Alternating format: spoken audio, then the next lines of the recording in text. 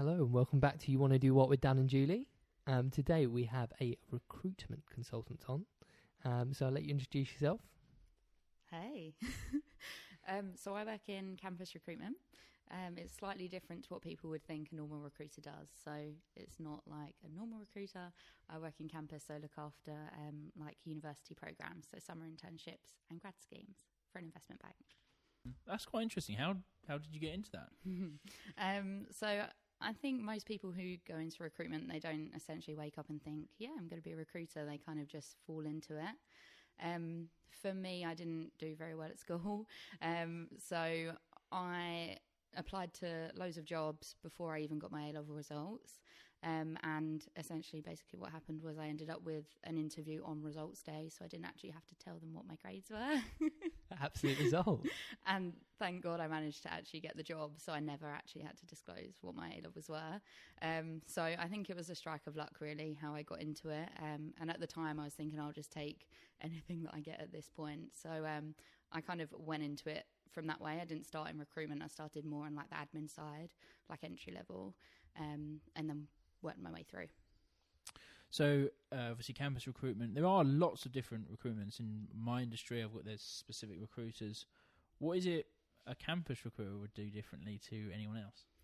So I think when people talk about recruitment, they always think of recruiters who are searching LinkedIn, looking through CVs all day, every day. With campus, you don't have that. You have all of the students obviously applying directly to your programs. So it's not so much going out and trying to find students. It's more sifting through all the applications that you've got and identifying the right candidates for the role. So you must get thousands of applications. Yeah, we do. Oh my God, you have to trawl through that. Yeah, wow. Thousands. So is that is it CVs, or do you, through the interview process, they might do a video interview and you're the ones trawling through that, right? Yeah, so every bank and every different industry will have different kind of assessment processes. In my particular industry, we run video interviews as well.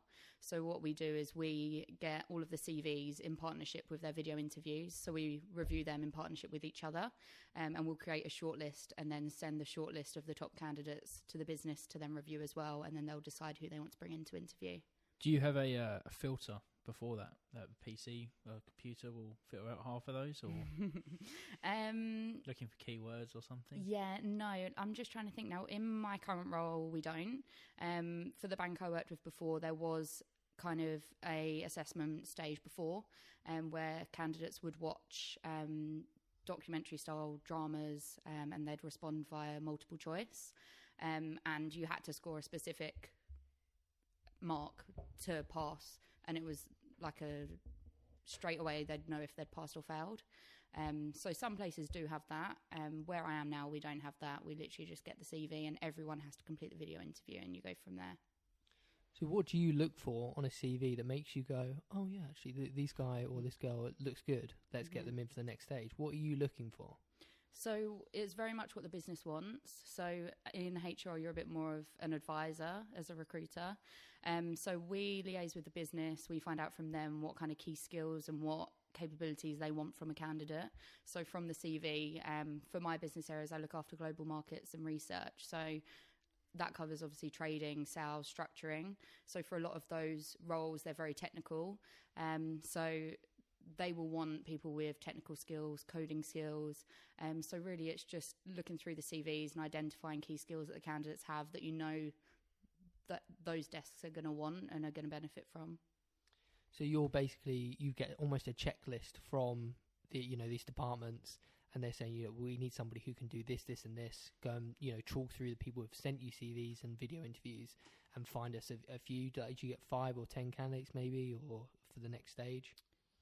No, we get a lot more than that. Really? How many go out of interest? How many come into like per stage? Yeah, so it is quite hard to explain because as a recruiter, you look after multiple business areas as well. So if we're just talking about global markets, which I look after, we get thousands of applications. So we sift through thousands of those. We normally send a shortlist of around 50% to the business. And then the business, they will decide whether to progress to final interview, cut them there, or they'll put them on a maybe list. So if we keep going through and there aren't many strong candidates, we go back to the maybe list. So it's very back and forth, back and forth. So it sounds really interesting. It's really sort of different and dynamic every day. Is that fair? Yeah. Yeah. But so just going back to, you know, how you got into it and things like that, it sounds like you actually didn't need any qualifications. You didn't need to go to uni. You didn't need to go to college. You just went straight in from school. Yeah. They didn't even check your exam results. So this must be heavily based on, you know, you're coming across well in an interview personality-wise to get into what you're doing. So what kind of personality traits do you reckon they're looking for to hire someone that does what you do? You must be able to deal with people really well, communication skills. Yeah, it's a good question. I think my manager, when I actually had my interview for this current role, she actually said to me in the interview, she was like, you know, anyone can do this job. It's not about how good you're going to be at the job. Are you going to fit in with the team? Are you going to work well with the team? Are you going to build a good relationship with the business? You know, you have to be personable, and you have to not be too shy. You have to be able to kind of stand in front of the business and present to them and be confident in pushing back as well. If they come to you with an idea and you know that it's not kind of the right idea or not the best idea, and obviously as HR as well, you have to kind of keep them in check with actual legal requirements as well, when it comes to obviously reputational damage to the bank or wherever you're working as well. So you've got to have a pretty strong personality to sort of be able to push back on, you know, what the business departments are asking for. You know, you're dealing with traders, you're dealing with people who are in highly stressful, you know, important roles. You've got to not be timid and not be afraid to sort of say, actually you can't do that, or you should look at this candidate, right? Exactly, yeah. I mean, I've been in situations where I deal with very senior traders, and they've kind of met someone on the street and been like, I want to give Bob a job. And you have to be like, look, you can't do that. There's a process. They have to follow the process, because otherwise the bank can get in serious trouble with, you know, all sorts of unfair treatment of candidates. So it's our job to make sure that the process is fair and consistent for everyone who applies. So it's just trying to reiterate that to the business and keeping them in check. To be fair, I don't think I'd give you a job off the street, Jules. What do you think? I think you did, actually. That's why I'm here. That's actually very true. You're not getting paid for this. Having you looking at thousands of CVs, do you see when you pick up a CV that some just pop and you can really go, I can see this guy's probably going to go to the end? Do you really see a difference between CVs? You do, yeah. When you've been looking at them for years, and you can easily identify a strong CV, especially when you become accustomed with what the business want. But then again, there are instances where you are surprised, and sometimes the business will end up hiring someone who you wouldn't have thought would be their first choice, and they end up being one of the strongest interns or graduates on the program. So there are those anomalies, but most of the time you can kind of spot the best ones that come out. It's definitely quite, you know, when you're leaving school, or you're leaving A-levels, college or uni, it's definitely a really daunting thing to write a CV, isn't it? You know, there's thousands of examples online, and, you know, use this template, LinkedIn's a great place for it. But, you know, you don't want to come across, you don't want to put too much personality in, you want it to be formal, you want it to be work-related. You know, they're getting harder and harder to compete as well, you know, you need charity work and stuff like that now. What kind of things limit would you say, oh, do you know what, we're not going to pass this person on because they haven't listed X, Y, and Z? What are some of the things, your red flags, I guess? I think it sounds really bad, because with campus recruitment, obviously you're recruiting people into entry-level roles. So they're coming straight from uni, they're not expected to have all of this experience. But you do find those with more experience on their CV end up getting further through the process.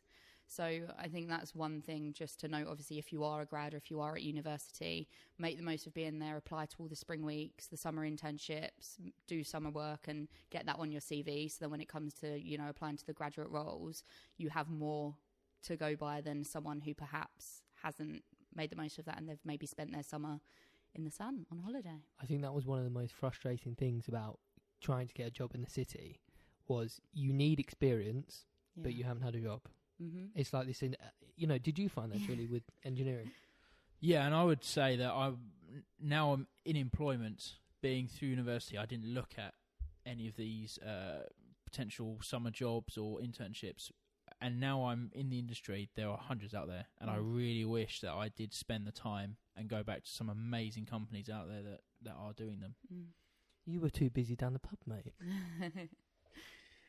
Moving on from the pub. Remy, so what, obviously we've spoken about CVs and things like that, but what, when you go into the office on a Monday, what is your sort of day-to-day that you get through? Every day's different, especially depending on the year. So with campus, it's a year cycle.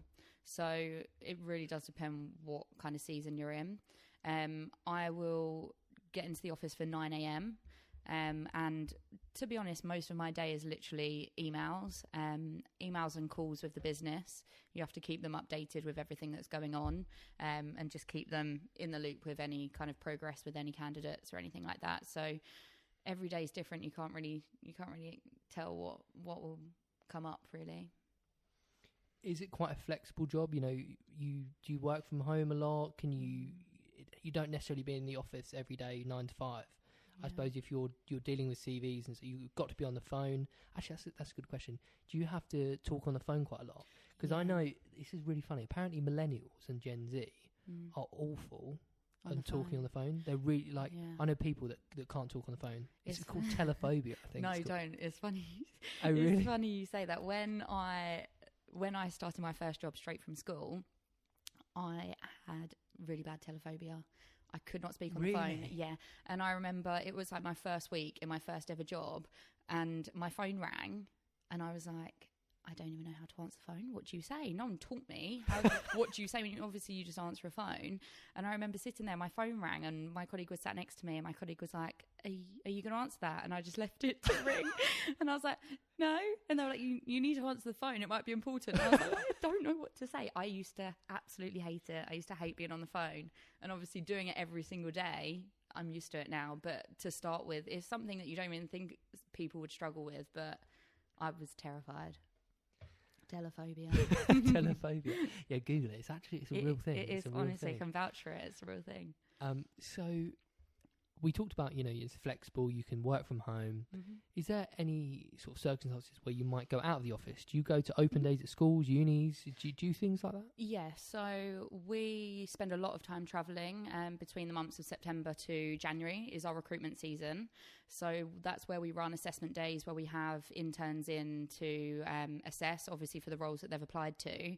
But as well as that, we're out on campus. We go to a lot of careers fairs where we have our bank stand. Students come up to us, ask us questions, and we obviously try and sell the bank and talk about the programs and get them interested in applying. And we also recruit for interns and grads in different locations. So I cover London and Paris, Johannesburg, Dubai, Moscow, Frankfurt. Wow, so do you have to... How does that work then? Do you have to look at CVs in French and Russian? And how does that work? I get some emails sometimes in French, and with my name as well as is French. So they assume, obviously, I'm French. So I have to respond, or I don't respond. I just copy and paste and put it in Google Translate. Yeah. So, but we do, with the bank that I work for, the language across the board for any country is English. So okay. Yeah, all CVs will be submitted in English. If they're not, then we ask for a translated version. So it's not too bad. I was going to say that would be an impossible task, trying to find a Russian, school exactly. leaver. How do you even start? Yeah, no. So it's not as bad as that sounds. What are some of the real positives you find that when you're doing your job make you happy and that you think the industry is good for? I think it's very rewarding. The candidates are always really, really keen. Obviously, they're fresh out of uni and they really want the job. So they're always really nice, really polite. What else? Travel is a big one. I travel to Paris a lot because a lot of my roles are in Paris. So it's nice to be kind of out of the office, gives you a change of scenery. Yeah, and obviously assessment days as well. You're never doing the same thing all the time, so it's nice. It sounds like a really quite a fun job for somebody. You're only young, in your early 20s, and you're working in the city, and you're going to Paris, and that sounds actually quite a fun job. I might apply. Can you get me in? Probably.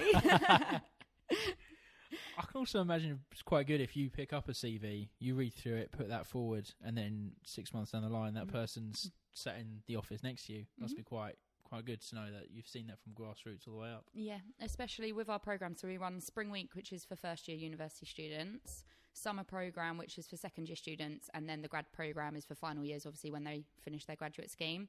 So you do get those candidates that join the Spring Week program, and then they receive return offers the next year for summer, then they receive return offers for the final year for the grad scheme. So you literally see them through every single program.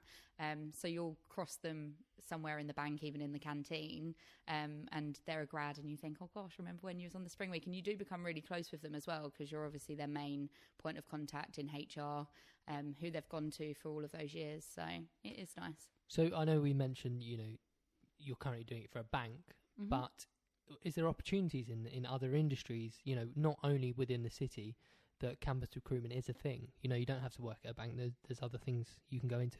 Yeah, definitely. There's so many out there. I know when I was approached for my first role in campus recruitment, I had never even heard of it before. So I was shocked that it was even a thing. I'd put that down to the fact that I didn't go to university, so maybe that's why I didn't know. But I was shocked, and the industry's so big. There's obviously not just banks. You've got technology companies like Google, Amazon, Facebook. And I think any large company in any industry probably has people coming in from students. So I think exactly. it's literally really versatile. But I wasn't actually aware that it was a separate part of the recruitment within within the whatever company you work in, campus recruitment. I just thought recruitment was, like you say, trawling through LinkedIn and trying to find someone. Yeah. So most places will have their separate, they call it lateral recruitment. They're separate lateral recruitment teams and then the campus recruitment teams, because it's such a big piece. So you couldn't look after both. And what are the negatives that you find working in campus recruitment and the industry? Maybe even within a bank, is obviously really specific things you do. Yeah. I think some of the negatives is, like I mentioned before, trying to manage the business. You do get those really difficult stakeholders sometimes, and you do have to have quite a thick skin. I mean, people who know me know that I'm a bit of a softie. A massive softie. Dan's like, yeah. So I think when I started my role looking after global markets, I struggled with that at first because I wasn't used to the fast pace and I wasn't used to the really cutthroat, people being really blunt, and I thought, oh my goodness, they're being really rude. They don't like me. But you have to just kind of accept that it's not that they don't like you, they don't actually know you, just try not to take it personally. As long as you're doing your best and you know that you're doing a good job, then So money. So we just had find a bit of data about on this. Average starting income, it said it can be anywhere between 18 to sort of 25k. And then when you're established, you can earn up to sort of 60 grand. But I assume obviously this changes depending on industry you're in, like if you're working for a bank or you're working for a technology company. But do those numbers sort of sound right to you? Yeah, they're probably close. Yeah, they're probably about right. Like you said, it definitely depends. Obviously, if you're working for an investment bank or a technology company, I think technology companies pay maybe just a little bit less. And then obviously, if you're in a bank, it depends which areas you look after. So back office areas will pay a bit less than front office.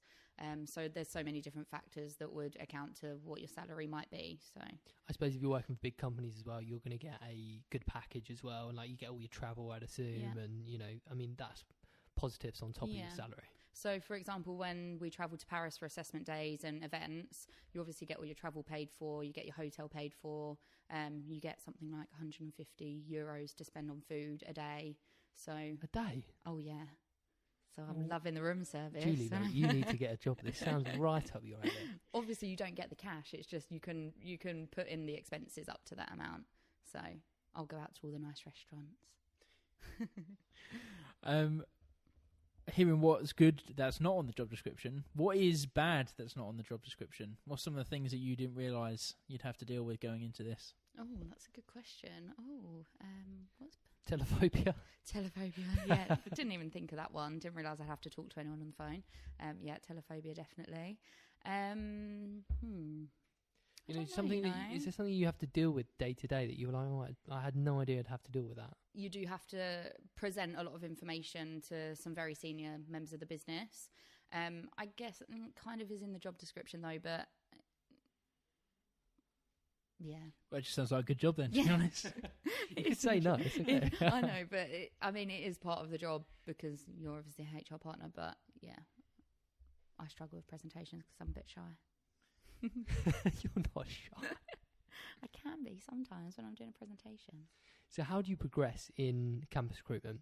Do you maybe go from campus into lateral, or do or can you go to quite a senior position in campus? How do you progress? Yeah. So with campus recruitment, what I did, I started as a coordinator.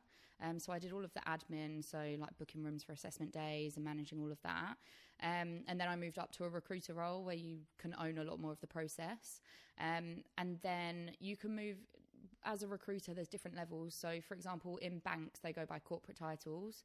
So you can have AVP, VP, and director, managing director. So in recruitment, there's very much the coordinator that's an analyst, and then you have recruiters who are AVPs or VPs, and they're obviously kind of different levels. So there's different payments, salaries, and then there's head of campus or head of junior talent, whatever banks or companies call it. So you can move your way up within campus to be maybe a lead recruiter or head of junior talent or head of campus. But a lot of people do actually move out of campus when they get to the kind of the VP level. And you can move into anywhere in HR. So a lot of people that I know have moved into kind of learning and development. That's one of the main roles, or even like a HR generalist or a HR business partner role. So there's a lot of opportunity. I think with campus, people get a bit fed up after a few years because it is a year cycle. So when you've come to kind of your 5th cycle, you're a bit like, okay, yeah, I kind of know what's coming up now. So people tend to look for something a little bit different, which is why they tend to go into different areas of HR. So knowing what you know now, and actually I've really enjoyed it. It sounds like a really good job. I didn't do particularly well in school either. And you don't need any qualifications, don't need to go to uni, but you have a lot of responsibility in essence, because you're kind of determining wherever you work's future employees, and you're traveling everywhere. Would you still go into it now, knowing what you know? Yeah, I think so. Yeah, I think I've really enjoyed the journey that I've had from when I left school up until now, and I've enjoyed recruitment. There's not too much of it that I haven't enjoyed. There's obviously parts of roles that people don't like, but that just comes with every job, I think, and you have to kind of think about balancing the positives and negatives. Well, thank you very much for that. It was a really interesting insight into recruitment, and I might get you to look over my CV fairly soon. Oh no. Thanks for coming on. Thanks for having me.